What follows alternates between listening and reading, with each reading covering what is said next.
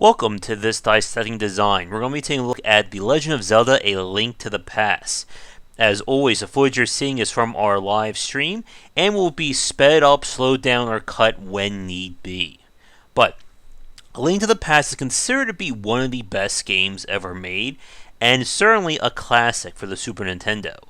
This was Nintendo's third entry in the franchise. The first game, of course, being more the isometric open world, the second game being more of an action platformer, and this game going back to its roots. But be that as it may, the game introduced a lot of unique elements and concepts in terms of progression, as well as the game's grand twists that we'll be talking more about when it comes, in case anybody watching this doesn't want to get spoiled.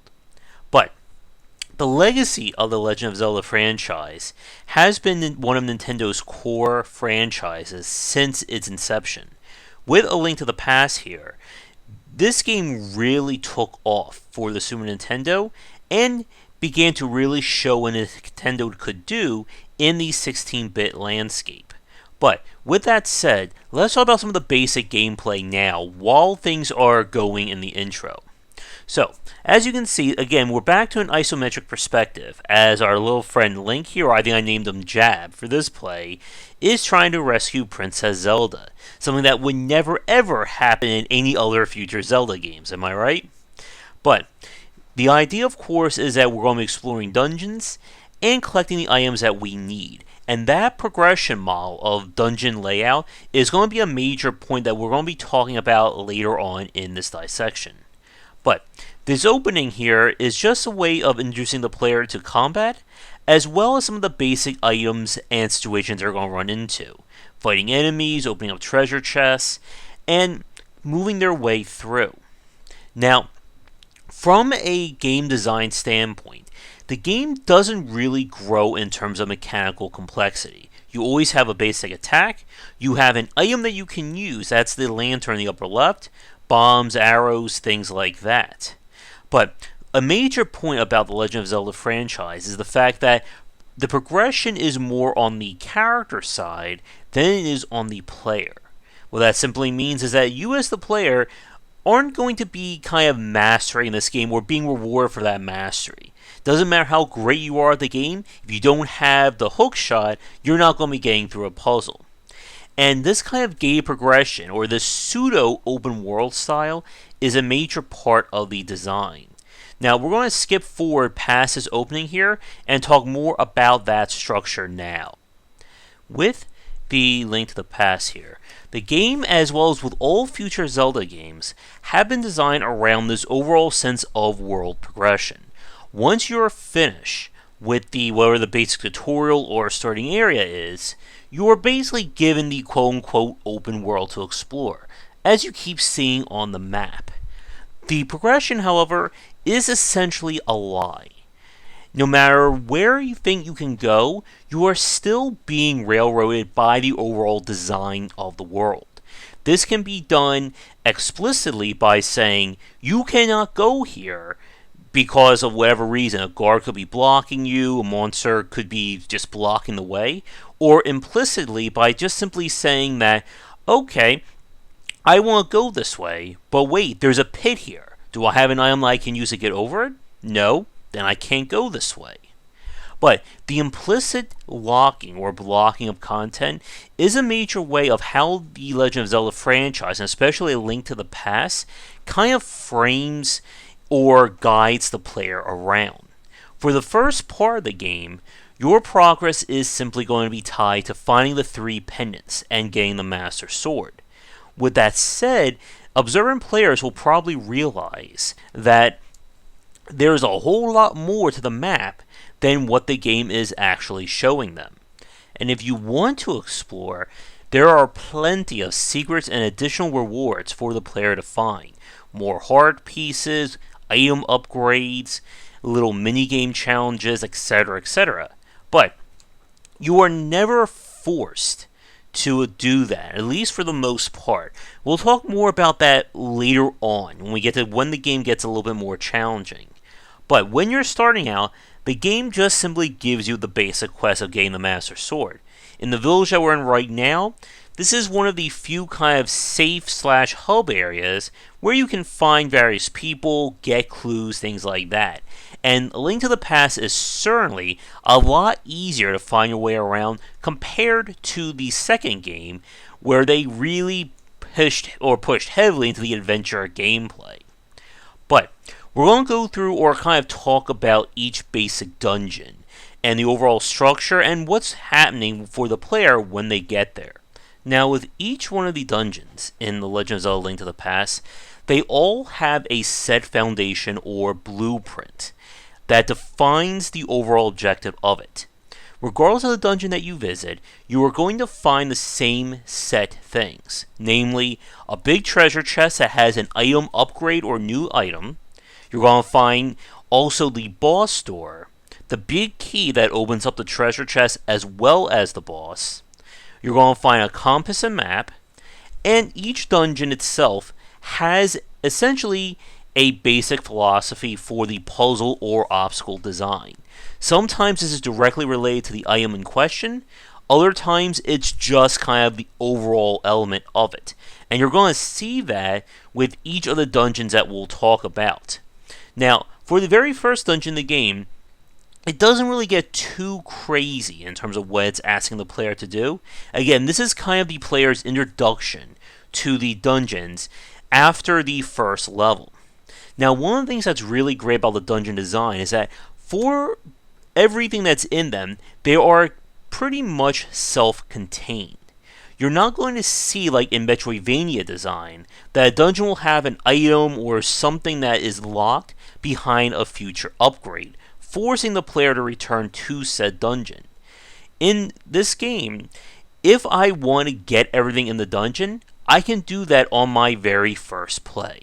And the game doesn't like to hide major upgrades besides the big chest one inside each dungeon. They save all that for the overworld and things along those lines. And it's a really great way, again, of compartmentalizing the design and the progression for the player.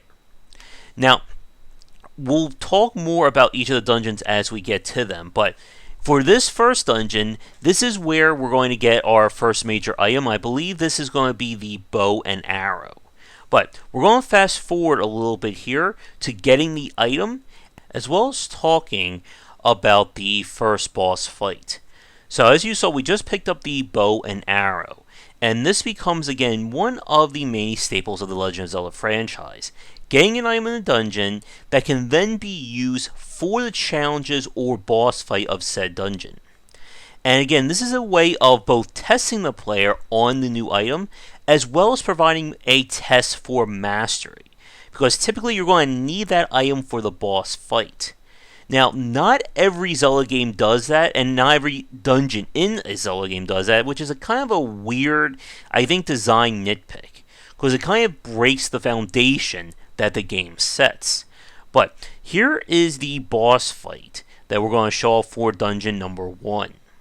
As the footage cuts over there, this is going to be our first fight. And again, the game's first way of testing the player on a boss. It's these lovely 6 knights here. Now, you'll find very quickly that the bow and the arrow do the most damage. You can swipe them with your sword, but it is not effective, or not as effective. Now, this kind of forced use of consumable items is a complaint that I have about A Link to the Past, and it becomes more prevalent near the end of the game. But for right now, this is just your standard boss fight. Get in with the attack, and as you saw with the final one, they always become upgraded. Now, there's another 2 standards of dungeon design in A Link to the Past. Beating a boss will always get you a heart upgrade, and you'll get an item that is used for progression. Now, with that takes care of dungeon number 1. As we said a few seconds ago, that is it. Like, we will never have to go back to this dungeon ever again. Now, as we were saying with the progression of A Link to the Past, the bow and arrow will most likely be used in some way, shape, or form to get us in the next dungeon.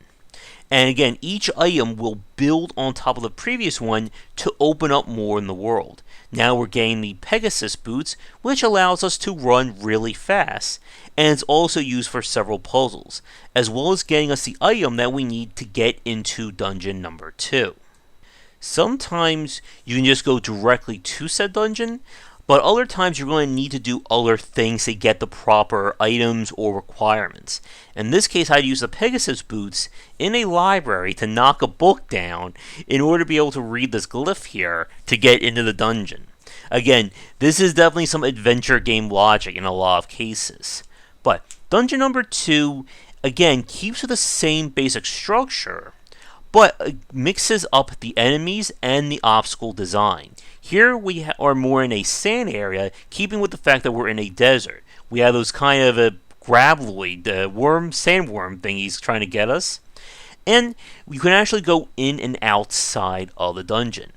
These little statues that you saw, the green ones, they're a common threat, and they're designed to make you want to, or get you to avoid their sight. Now here we picked up a free heart piece, and the heart pieces themselves are a major component of the Legend of Zelda. Get 4 of them, you get a free heart, the same way as if you got a boss. Now, what you saw a second ago with those green rocks represents the challenge, or the item upgrade, for Dungeon 2, and that is getting the, I think they're called the Titan Gloves. That allows us to pick up basically Tier 1 and Tier 2 rocks. Now, one of the more interesting aspects of The Legend of Zelda, and not only in the Link to the Past but as a franchise as a whole, is that the items fall, or upgrades fall, into 2 categories. You have those that are directly used, such as the boomerang, the lantern, the bow, and the arrow, and then you have those that simply augment your abilities.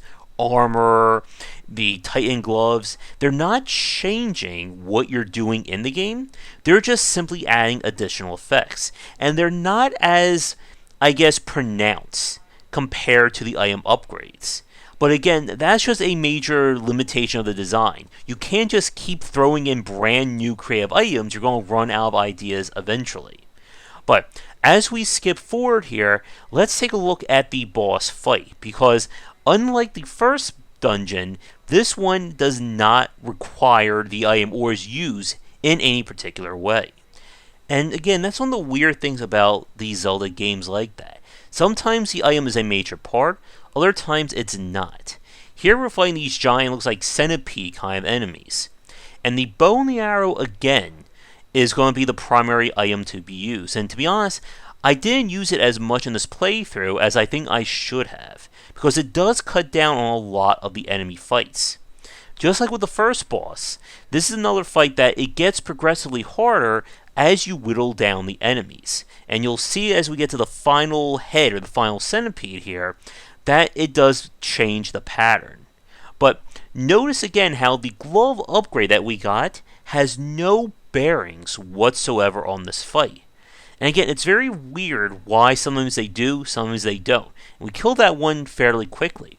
But I would have liked if there were rocks that you could pick up and throw, or again, just something to tie everything or every aspect of the dungeon together.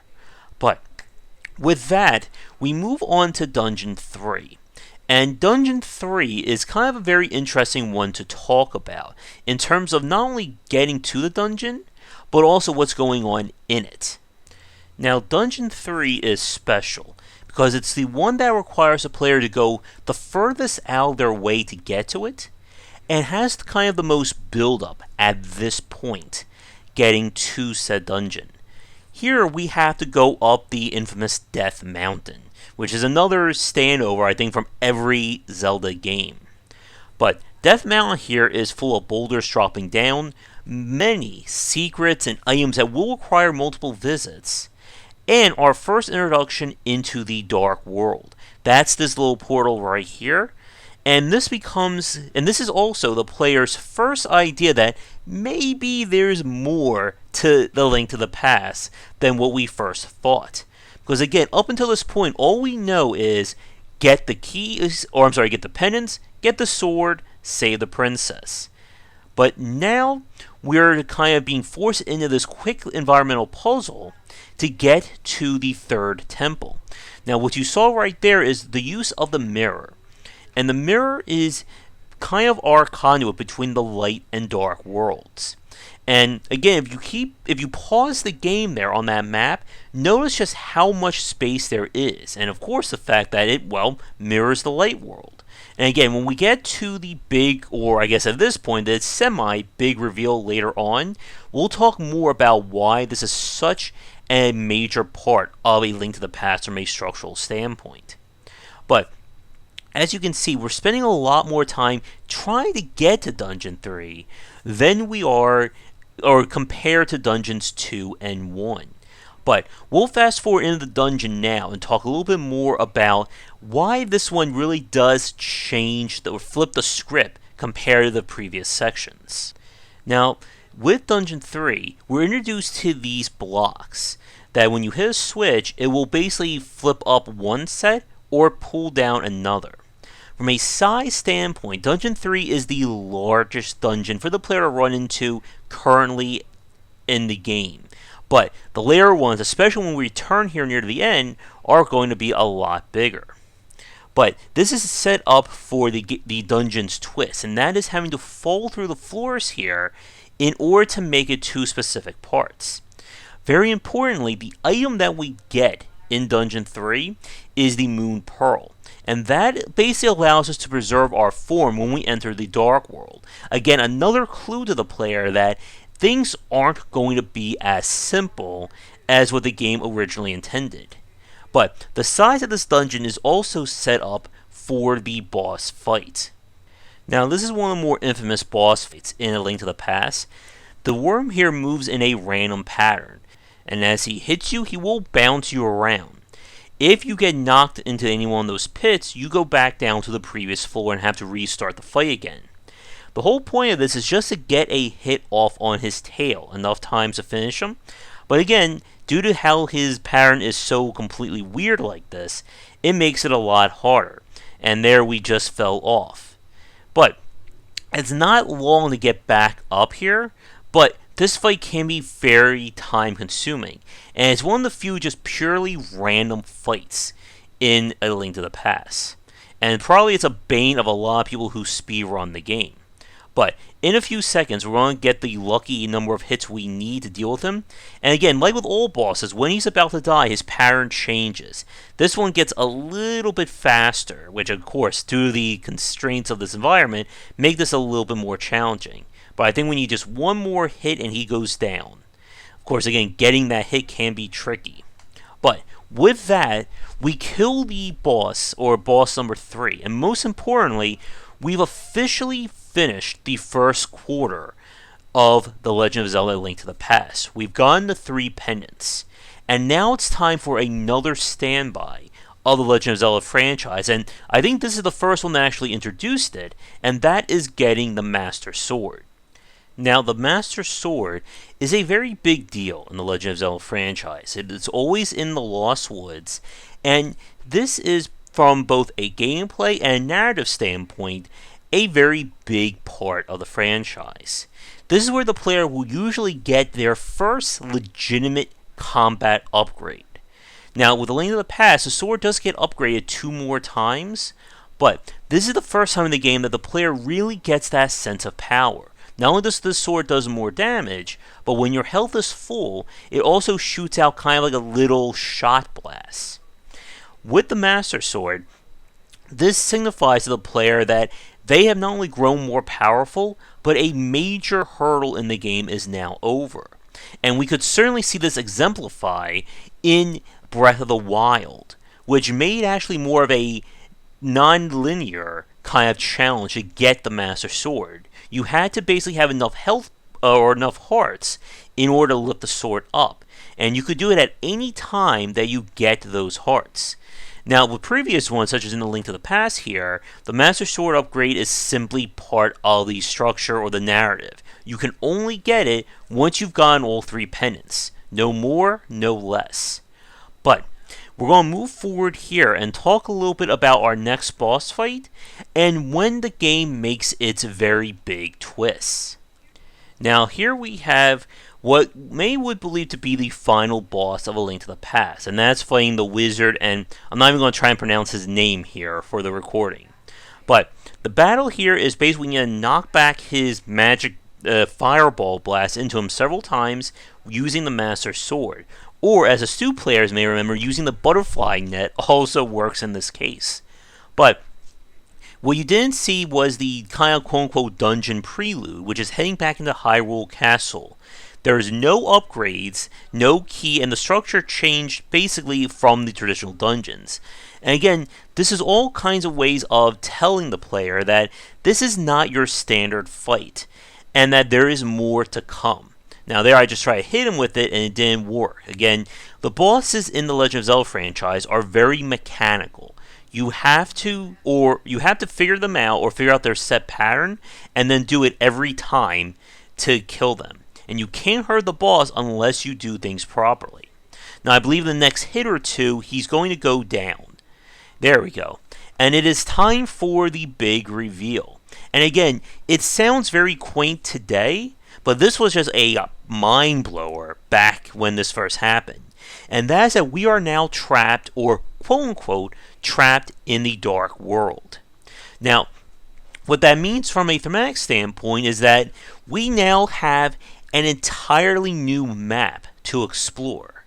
And again, you have to remember that we never saw something like this up until this point with A Link to the Past. And another game that would, in a very strange bit of twist of fate, would copy this would be, of course, Castlevania Symphony of the Night, that did the reverse map, or the reverse castle. And again, that game was inspired by Legend of Zelda, even though it's called Metroidvania. At some point we may do a Dissecting Design on it, so we'll talk about that there. But with A Link to the Past and the big twist of the Dark World, this opens up the game, and I guess quote-unquote, the real game begins here. In the Dark World, we are given all new enemies. Despite having the same attacks, they use different models. They do more damage, and the map itself, while it may have the exact same look to it, all the areas have been changed. The village was once a safe area, is now full of thieves trying to steal from us. All the major areas now have dungeons to them, and there are far more. What we're heading for right now is kind of where the game's going to give us our new plot device, and that is freeing the maidens from Ganon's control, which, as you probably would assume by now, means once again going into the set dungeon layouts. Of course, this time around it's going to be a lot more harder, and we're going to be getting far more tools to do it. At this point, we're going to speed the footage up even more, as you've seen the foundation of the game so far, and at this point it's just more about making more tests for the player. In Dungeon 4, this is the first time that we're doing a dungeon in the Dark World, and players will notice that this one is definitely more complicated compared to the last three. Again, the Dark World is kind of when the game matures, I guess, in a manner of speaking. The puzzles become a little bit more abstract, and there's a lot more environmental obstacles to deal with. In this one, we're getting our hands on the Magic Hammer, which is a very odd item that's used for several puzzles as well as fighting a lot of the enemies. But again, at this point, we're going to be speeding up our dissection and only showing off a little bit of the dungeon and then getting straight to the boss, just so we don't turn this into like a 5.5 hour long video. But as the footage is going, again, take note as to just the overall obstacle design and how things are changing, and what it means for the player, and especially in terms of the skill level that the game is requiring. For those who found the first part of The Legend of Zelda to be on the easy side, the game is stepping things up here to add more elements and also to cause more damage to the player. As we get to the Dungeon 4 boss, you can see we now have the mallet, which is used to deal with these enemies. And another standby of the Legend of Zelda franchise is having a weapon or a tool that will specifically counter an enemy type. And you're going to see that as we head into the boss, which should be coming up in the next few seconds of footage. Now, this fight is, again, another way of the game stepping things up against the player. We have a far larger enemy than what we're used to. And, again, this is one of those very weird complaints as the game tries to improve the difficulty. And that is kind of training the player as to what needs to be done to fight this guy. For this one, we're supposed to use bombs to kind of break the mask, as well as using the magic hammer. But the game doesn't really give the player any indication as to what they need to do to win. And like I said, this is one of the few complaints I have about Link to the Past's design, and actually in a lot of the Zelda games that have been released, that when they try to break the structure of the game, it can become a little bit confusing to the player, because the player is really only taught how things work within the confines of the dungeon and what the item usage is. If you change that, or try using it a different way, without having a tutorial or even just an organic tutorial to show the player what that means, it becomes a lot harder for them to understand it, or start putting one and one together. This is not the same as an emergent game, where the tools themselves offer a wide range of utility. Here, each one is generally fixed. Now, with that crystal, we officially begin the Dark World quests. And this is going to be a great time, as the footage kind of goes with me exploring, to talk a little bit more about the secrets or the rest of the world structure in A Link to the Past. With the open nature of the design, it really afforded developers a very wide canvas to adding in all manner of secrets and bonus challenges, as we've talked about. But it also serves as a great in-between of the various dungeons. And this was one of the major changes in terms of design that we started to see developers embrace when it came to open world gameplay. And that is essentially having a wrapper around the actual levels, or as I like to call them, the points of interest. In traditional video games and any linear title, each level is, again, a set element. You go from stage 1, you beat that, you immediately go to stage 2. You go to stage 3, and repeat.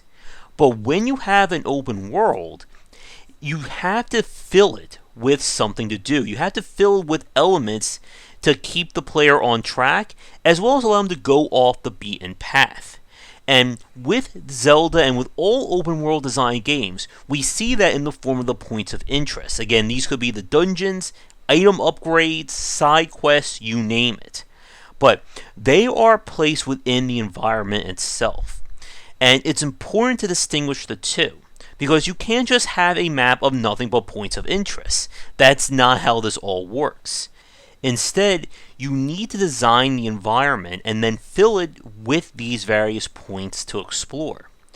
And with The Legend of Zelda Link to the Past, again, you can see how this structure really grows over the course of playing through this game. The more we get, the more the world opens up. The more the world opens up, the more things we can do within it. And by the end of A Link to the Past, or in any open world game, how you're able to explore and where you're able to explore are going to be vastly different. And when this works, again, it creates an environment that is greater than the sum of its parts. But as I've been talking, we've actually went into dungeon number 5. So let's talk a little bit more about this one as we get another very infamous item in the Legend of Zelda repertoire. With Dungeon 5 here, the main twist is that we're using the water here to raise and lower up the various areas, allowing us to explore different paths within it. You saw that as we entered the dungeon, had to make use of both the light and dark world to figure out our best way through. Again, notice we have some new enemy types, as well as, again, the increased complexity that the dungeons afford.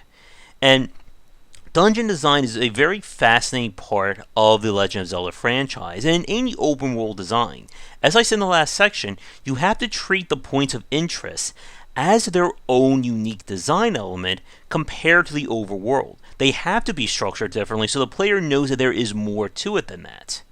But as you complete this dungeon, you get again the most infamous item, or one of them, in the Legend of Zelda franchise, and that is the hook shot. The hook shot is a very big deal, especially in the older style Zelda games, as it provides an unknown or an untold previously element of agility that the player has access to. As an interesting standpoint, the Legend of Zelda game on the Game Boy Advance, whose name escapes me at the moment, which I'm sure everybody's going to comment on down below, was one of the few games in the isometric style to allow Link to jump. In Link to the Past here, we never get a true jumping ability, or a way for the player to kind of influence Link in the air. This is a very interesting point about Zelda design, that it's not really a platform or tests the player on that knowledge. Instead, we use the hook shot here not only for puzzle solving, but to get Link around. It can also be used to stun and damage some enemies, and allows you a little bit more, again, utility all around. And you're going to see that as we load up the footage for the boss fight. But for the boss here, we're back to the standard of using the dungeon's item as a way of fighting this boss. For this guy, we need to pull apart his little pustules, or whatever we want to call them, in order to be able to get shots off on the fight itself. So, again, another really good designed boss, making use of the item or the lessons we've learned in the dungeon as kind of a capper or final test. So we're going to take out one more, and now we're free to actually engage the fight, or engage the boss itself. Now, I was trying to use the hook shot there, but we could also make use of the bow and arrow. And again, I don't really use consumable items, I think, as much as I should, especially if you want to speedrun this game. But the boss goes down very quickly, and we end up with the 5th dungeon done. But we'll cut things going forward, or a little bit here, as we move into Dungeon 6 and talk about that one. Inside the 6th dungeon, this is where you can really start to see the developers kind of evolving the design and the challenges they expect the player to know. With each dungeon, as we've seen, as we talked about, you get new items and you get new elements that can be used.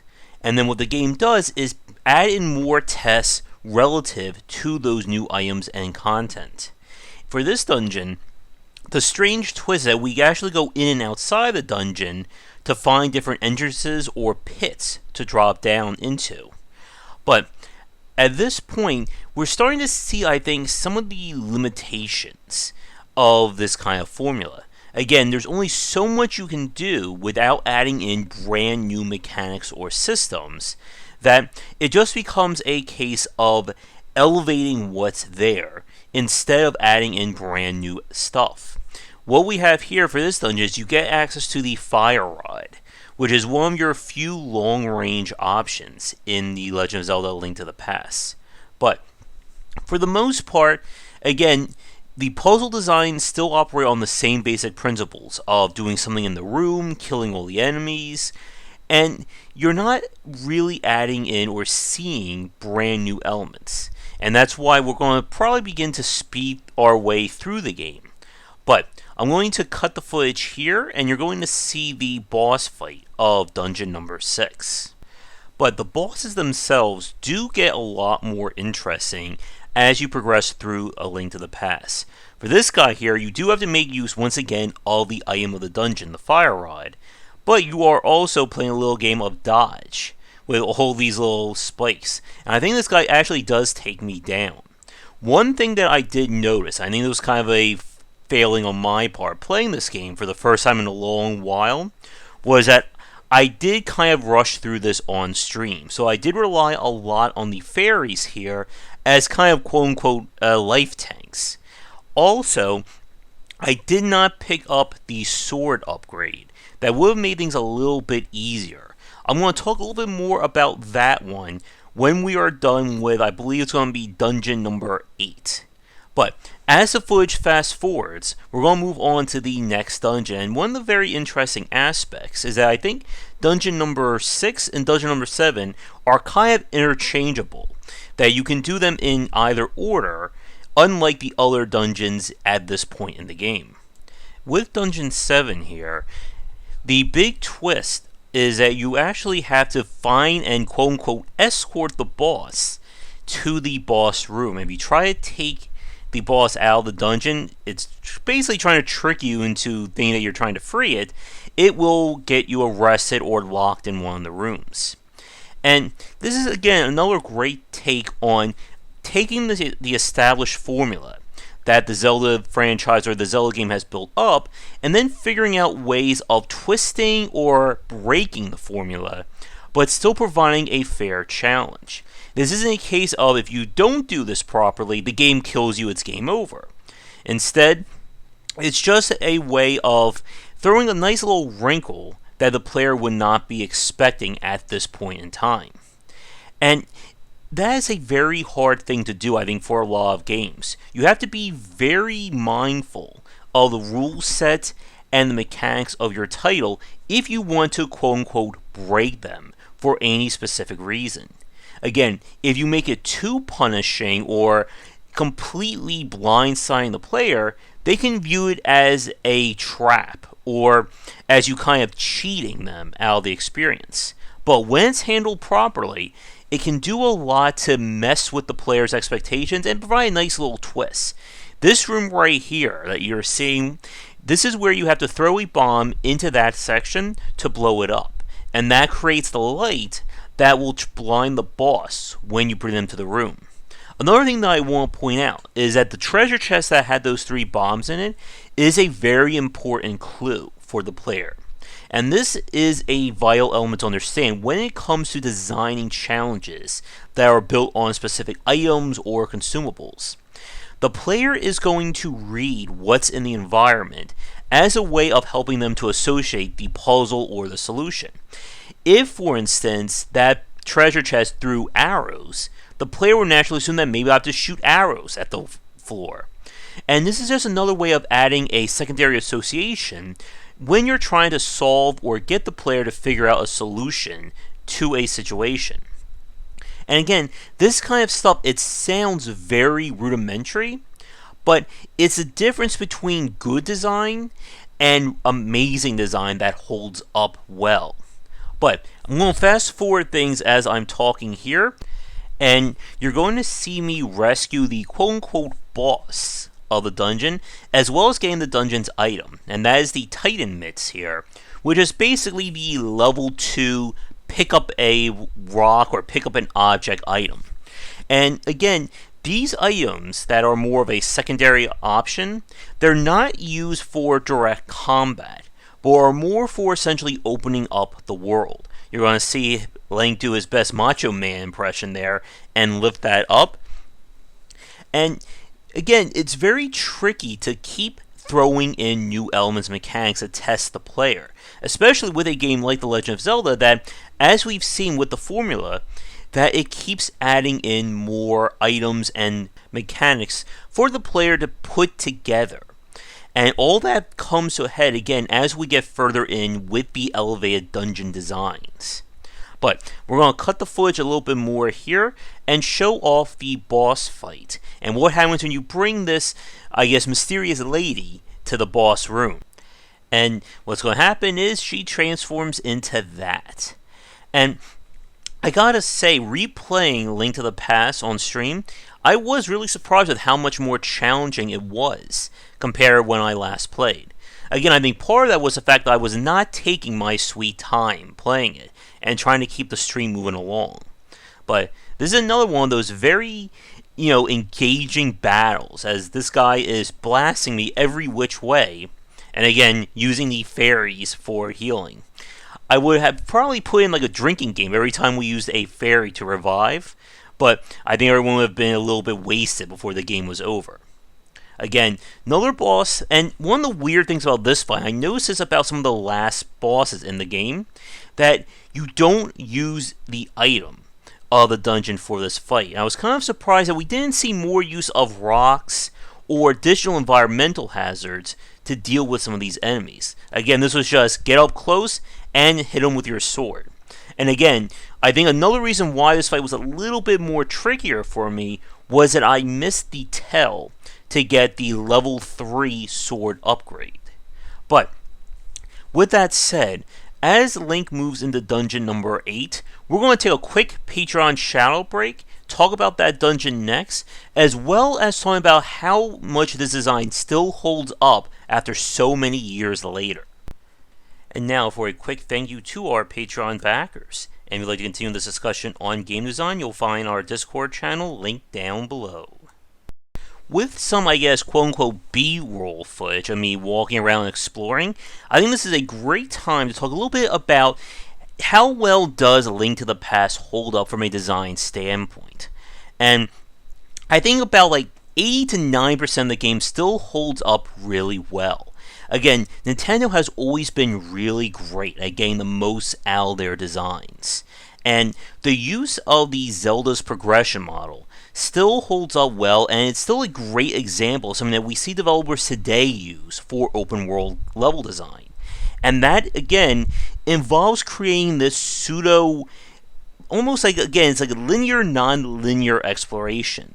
The world itself is open, but you're being locked by elements that are either standing in your way, you don't have a proper item for, or simply by the nature of the plot. I had to collect the 3 pendants, I have to save the 7 maidens, stuff like that. But the player doesn't feel like they're being railroaded. And that is a very hard trick for developers to pull off. Because you can always tell, or you can always see like the unseen hand of the developer in a lot of games. Whether it's having a door that remains closed until a specific trigger goes off. Saying that the player can't do something by putting like a guard nearby. Or everybody's favorite, the invisible wall use that will then go away when you can move on to the next section. With the Link to the Past here, and going forward with future Zelda games, everything again is shown or put in front of the player very organically, and that it allows you to kind of go at your own pace. The world itself doesn't change. What somebody as a beginner or an expert of this game is going to do remains the same. But how you process where you want to go or things to do is entirely up to you. And probably the best example of that design, we could arguably say, was with Breath of the Wild. And when Nintendo just literally said, or metaphorically said, here, just do anything you want in this game space. Now, with that said, though, a few things are a little bit held over from the old days. The game itself features progression both within the dungeons, as we've talked about with the keys, the various items and upgrades, but we didn't talk about the overworld upgrades that you get, not just about hard upgrades. There are items that you need to pick up that are hidden around, such as the Ice Rod, your 3 magic spells that require you to find glyphs in the world, and of course, everybody's favorite, the Zora Flippers. We didn't show that footage here on this dissection, but at some point you need to collect 500 rubies and take it to the Zora Falls in the northeast part of the Light World to get access to those flippers. If you don't, you cannot beat this game. And to my memory, I don't remember the game directly referencing their importance. There is somebody who says, if you go here, you can possibly get these flippers. And I think this is just more or less a remnant of the old school design. Again, this game was made in, I think it was 1991, 1992. So you can't really criticize this game with a modern lens. But similar to the previous Zelda games and other action-adventure RPG titles at the time, this is a game that it's going to come down to what you don't know that's going to hurt you rather than what you do know. If you didn't figure out that you need a certain item, well, guess what? You're going to get stuck until you find that somewhere in the world. And one of the things that kind of got me stuck was that I missed the trigger for the level 3 sword, which incidentally was also the trigger for the Super Bomb upgrade, which is then, again, another trigger that gets you the silver arrows that you need to defeat Ganon. So, if I actually had to look that up just before the final stream of A Link to the Past, and if I didn't do that, I probably would have been stuck. But, again, please keep in mind that I was or speeding my way through this game on stream, and if I was playing this more in a casual setting, I probably would have taken the time to explore and do more things along those lines, which would have made things a lot easier for me.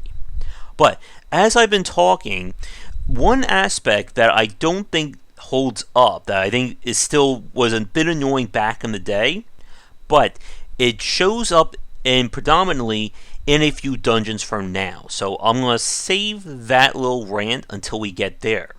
But as the footage clearly shows, we have transitioned into the next dungeon. So let's talk a little bit more about this one. And I will definitely be cutting through this because I did get lost a few times here and there. But with Dungeon 8, this is one of the trickier ones to go through. It's also the first time that the treasure chest item is completely optional. You're not going to be required to use it because this is armor, and all it does is reduce the amount of damage you take. With that said, of course, most people are going to take this because damage reduction is very important in a game like this.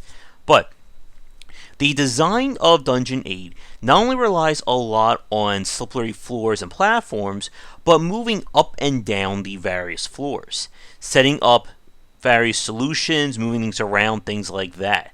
This guy right here who just dropped down is one of the more annoying enemies, as he does require a consumable item to finish, but you don't really need to fight him in order to get around, despite me getting trapped or getting stuck at this room for a few minutes. But I'm going to fast forward here, and you can see me getting the armor and then moving on to the boss of dungeon number 8. But this dungeon definitely throws, again, more elements to the player, and if you haven't been paying attention to the mechanics, the dungeon becomes a lot harder. Speaking of which, we have the boss here.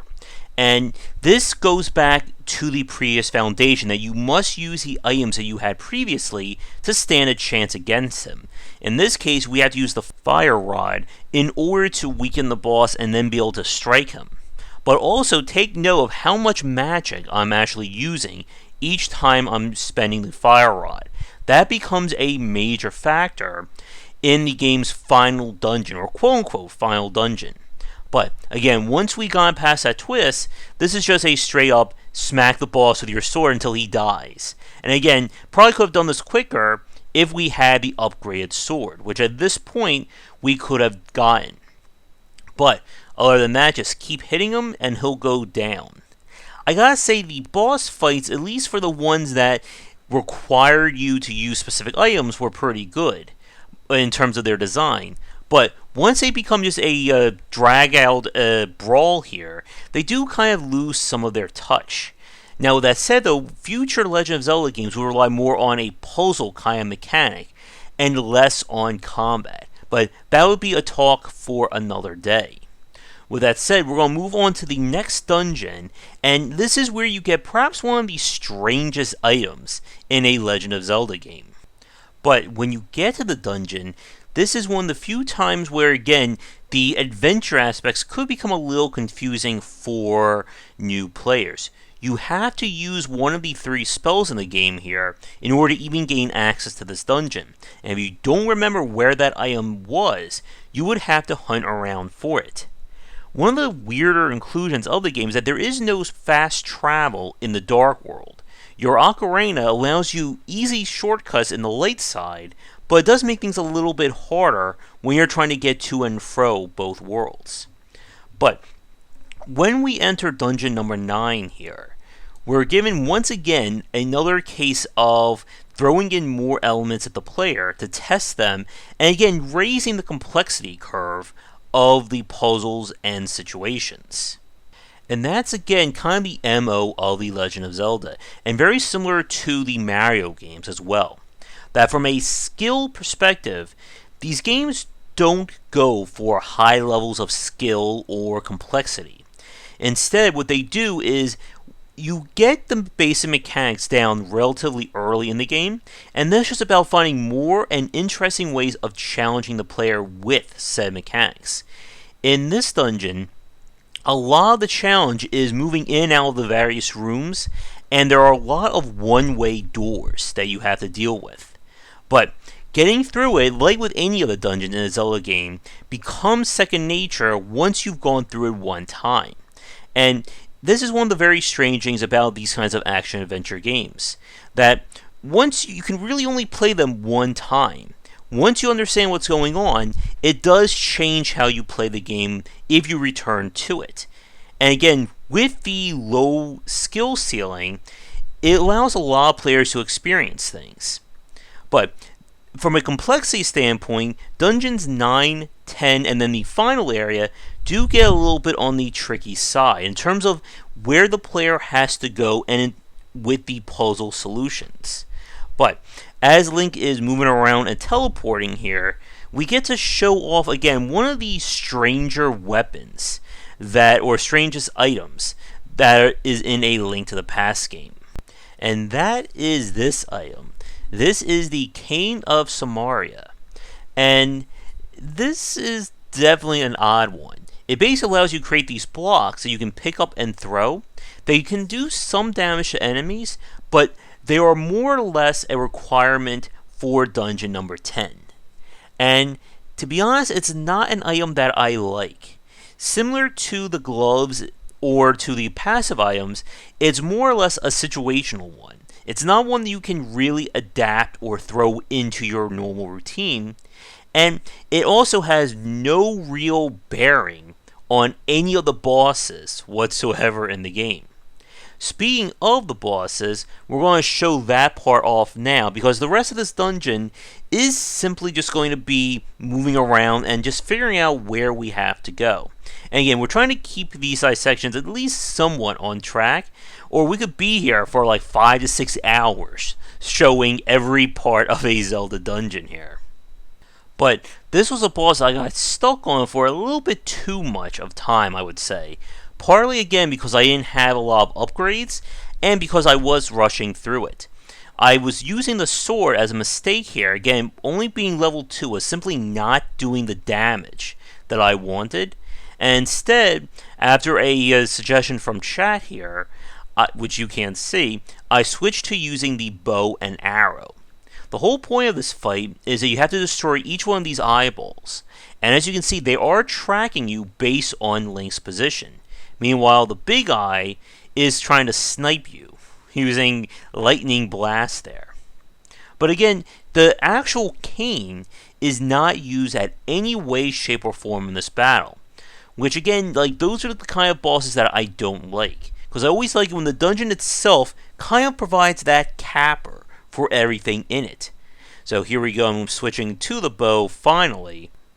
And things got a lot easier going forward for this battle.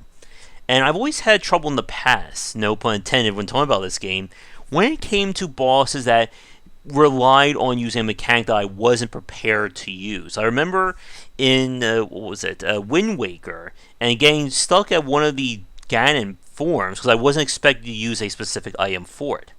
But as you can see, switching to the arrows was definitely the wise play here, and the enemy just went down so much faster.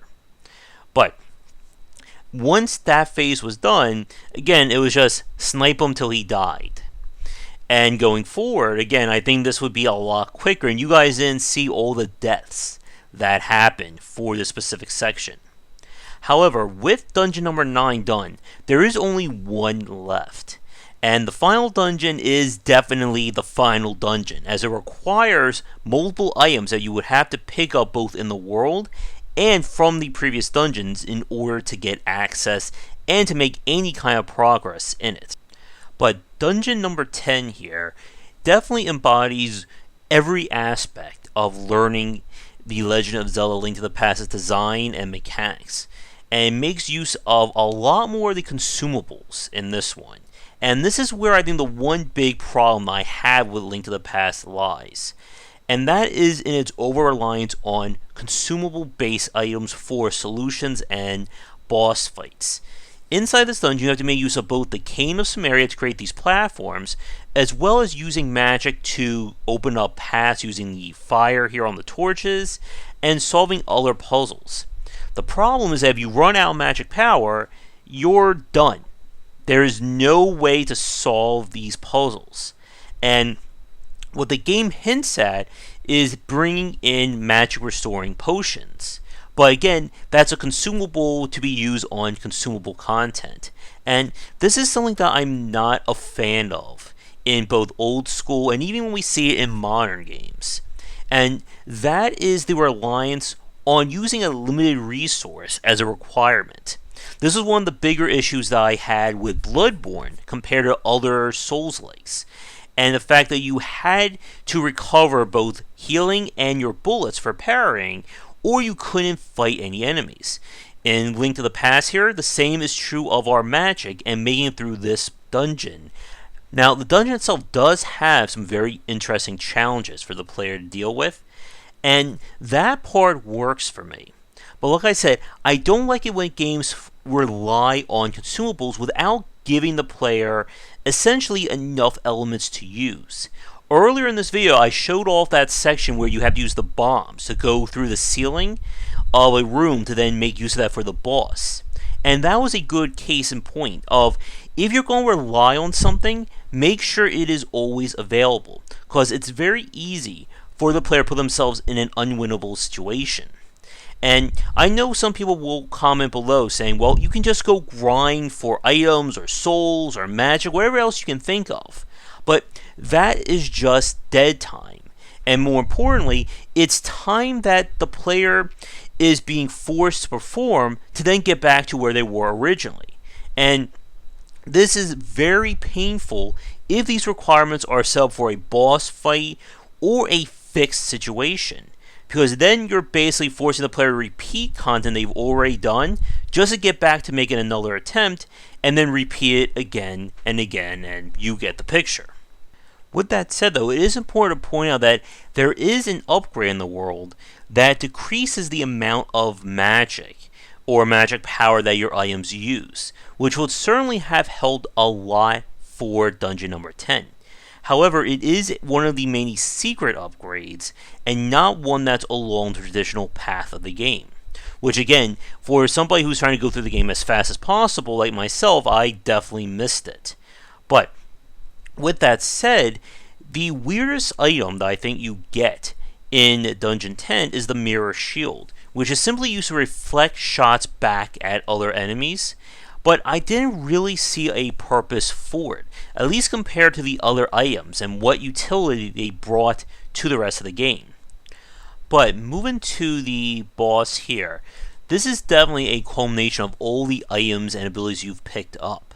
And to the game's credit, despite not getting the magic upgrade or a lot of the upgrades that were kind of quote-unquote optional, I was able to beat this fight, although at a much harder time.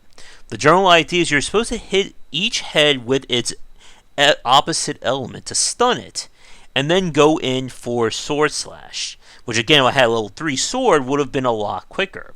Meanwhile, the head in the middle is basically tracking you on position, or by position. And if it gets you, it does a lot of damage. The whole point of this fight is you have to break both heads before you get access to the boss's final form. And then it's just a matter of keep putting the pressure on until he finally breaks. But again, I made this definitely a lot harder for myself by not spending more time in the overworld and getting important upgrades. But it was nice that despite my blundering through, I was still able to get through things. Once Dungeon 10 is complete, this unlocks again, I guess, the game's quote-unquote real final dungeon before you go to fight Ganon. Now, with that said, we're not going to show any footage of that, just so that we can keep this dissection as quick as possible. Because I don't know if you guys want to watch like 3 hours of me breaking down The Legend of Zelda Link to the Past. But, just to go over it very briefly, and then we'll cut to the game's final footage. But, Ganon's Tower represents the Link to the Past's final tests for the player, making use of all the enemies, all the items, and even bosses from previous dungeons to challenge and test the player. But, similar to previous dungeons, the item here that you can get is not required to beat the game, but is nice to have. It is the level 3 armor that further reduces damage taken by Link. But while the footage is playing out, I again want to just talk about how the developers did a great job of elevating the mechanics and challenge throughout A Link to the Past. Ganon's Tower, again, is the final challenge, but it doesn't escalate things to like a ridiculous difficulty.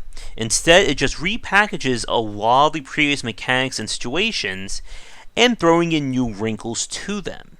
But the player still knows what to do based on the fact that they've already done these individual elements. It's just, once again, putting it all together, either in a new way or just being done all at the same time. There's that hand that ground. I think that hand was featured in the forest dungeon. But getting through Ganon's Tower, you once again fight the wizard that we once fought at the end of the Light World. With him defeated, it essentially opens up the game's final battle with Ganon. And with that, we're going to switch over to that footage to wrap up this dissection. From a final boss standpoint, I don't think the Ganon fight is all that good. The reason is that it doesn't really rely on any of the mechanics or elements that you've picked up over the course of how many hours it took you to get this far, and really only relies on a few key items, namely your bow and having silver arrows. At this point, I do have the fully upgraded Master Sword, which helps a little bit, but overall, this fight doesn't really do as much for me, and we would see a Nintendo go further with their final boss designs in later entries, relying a lot more on a variety of mechanics and challenges. For this one, all we're basically doing is getting in close and hitting him as many times as we can to move into Phase 2 when we can, I guess, quote-unquote, finish him. Now, you can't get knocked out of the arena, which can mess with you there, but for the most part, I don't know why Ganon seems to be stuck in a teleporting loop there. That was very fun. But as he heads into Phase 2, this is when you're going to have to use your lighting up abilities to keep the screen or keep the room filled with light, and then hit him with a few silver arrows. Right now, he's just kind of getting set up for that phase. But while I let the fight finish playing out, let's go over my final thoughts, and we should be able to wrap this up right as we get to the end credits. So, The Legend of Zelda Link to the Past still holds up, as we've said earlier. This was Nintendo's starting to push more into evolving their 16-bit design, and especially the action-adventure gameplay. And as we have certainly seen over the years, this would not be the last time that they would do such a thing. And that's always been one of the very interesting aspects of the Zelda franchise, is that each game just really becomes an adventure unto itself, in the way that each one has its own unique quirks to it, its own unique massive world, and we could argue that the Zelda franchise really did popularize open world or open style gameplay long before the likes of anyone hearing about Grand Theft Auto. And each game we could certainly do its own dissection on with those unique design elements. At some point though, we definitely need to do a play or something with Breath of the Wild, because that is a massive game to examine. But with all that said, this is a game that you should come back to and play, just like any other Zelda games. Nintendo's design has always been great at standing the test of time. No pun intended when we talk about A Link to the Past or the Ocarina of Time. Again, with each title being its own, I guess, segment or slice of this gameplay, it prevents the franchise as a whole from feeling obsolete or rendering previous iterations useless or not needing to go back to them.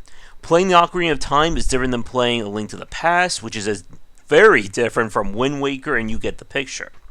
And it's always going to be interesting, and this is one of the reasons why people are so excited about Nintendo when they make big announcements, is that you never really know what they're going to push or change or iterate on with each game in their mega franchises. But for the folks watching this right now, what do you think about The Legend of Zelda Link to the Past? What is your favorite Zelda game? And I guess for you, what design elements stand out the most, for good or for ill? But that is going to do it. Thank you for watching this dissection on The Legend of Zelda Link to the Past. Come back for daily discussions on game design here and on game wisdom, where we examine the art and science of games, and look for more dissecting designs in the future. If you're looking for a book on design, my first title, 20 Essential Games to Study, is out now. It is available where most books are sold, and it comes in paper, hardcover, or digital copies. This is the perfect book for anyone interested in learning about game design, whether you are a student, enthusiast, or just a fan. Thanks for watching the video. If you enjoyed things, be sure to do all the liking and subscribing that the kids are doing these days. Check out our Discord channel link down below where we hang out and chat game design, and come back later tonight for our regular streamings.